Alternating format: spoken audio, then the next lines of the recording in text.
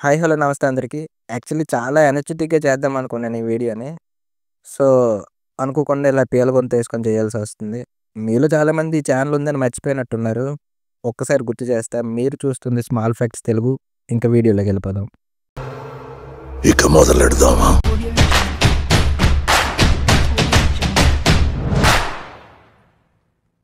నార్మల్‌గా మనుషులందరూ చాలా కష్టపడి కొన్ని యానిమల్స్‌ని లేపేసాం.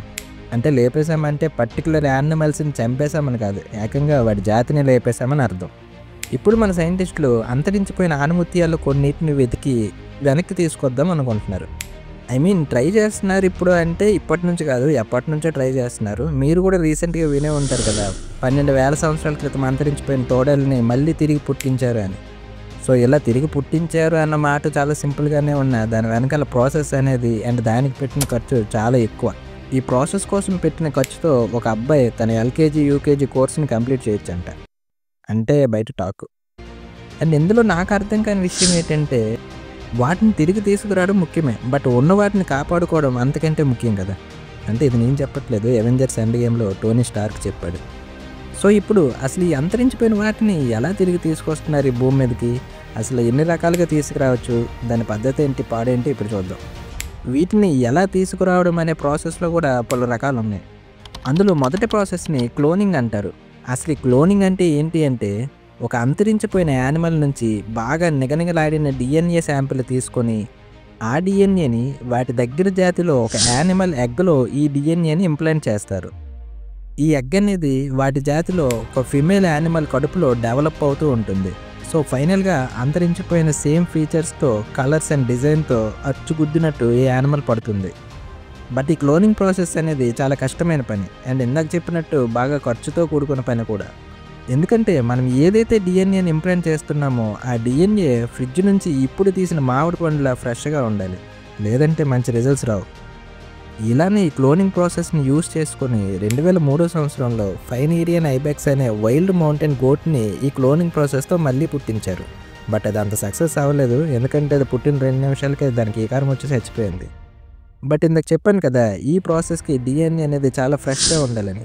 కానీ ఈ మౌంటైన్ గోట్ యొక్క డీఎన్ఏ ఇంత ఫ్రెష్‌గా వీళ్ళకి ఎలా దొరికింది అంటే ఈ వైల్డ్ గోట్ అనేది అంతరించిపోయి కొన్ని వేల సంవత్సరాలేమీ అవ్వలేదు. జస్ట్ అవి 2000 సంవత్సరంలోనే అంతరించిపోయాయి. ఆ జాతిలో మిగిలిన చివరి ఫీమేల్ గోట్ అనేది ఒక చెట్టు కింద పడి చనిపోయింది. అందుకే సైంటిస్టులకి ఫ్రెష్ డీఎన్ఏ దొరికింది ఆ గోట్‌ది.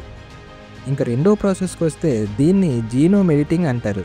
ఈ జీనోమ్ ఎడిటింగ్ అంటే ఏంటి అంటే సైంటిస్టులు ఏదైతే అంతరించిపోయిన యానిమల్ని తిరిగి తీసుకురావాలనుకుంటున్నారో ఆ జీవి డీఎన్ఏ ప్రెజెంట్ ప్రపంచంలో ఉన్న ఏ యానిమల్ డీఎన్ఏతో ఎక్కువగా మ్యాచ్ అవుతుందో చెక్ చేసి ఆ యానిమల్ డీఎన్ఏని సపరేట్ చేస్తారు. ఆ సపరేట్ చేసిన డీఎన్ఏలో అవసరం లేని పార్ట్స్ అన్నిటిని క్రిస్పర్ అనే ప్రాసెస్లో తీసేస్తారు. సో, ఇలా తీయగా ఇప్పుడు అంతరించిపోయిన యానిమల్స్ లక్షణాలు మాత్రమే ఆ డీఎన్ఏలో ఉంటాయి.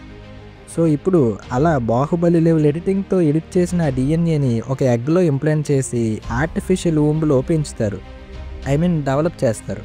సో, ఇలా ఫుల్‌గా డెవలప్ అయిన ఎగ్ నుంచి యానిమల్ అనేది అంతరించిపోయిన లక్షణాలతో యానిమల్ అనేది పుడుతుంది. సో, దీన్నే జీనోమ్ ఎడిటింగ్ అంటారు.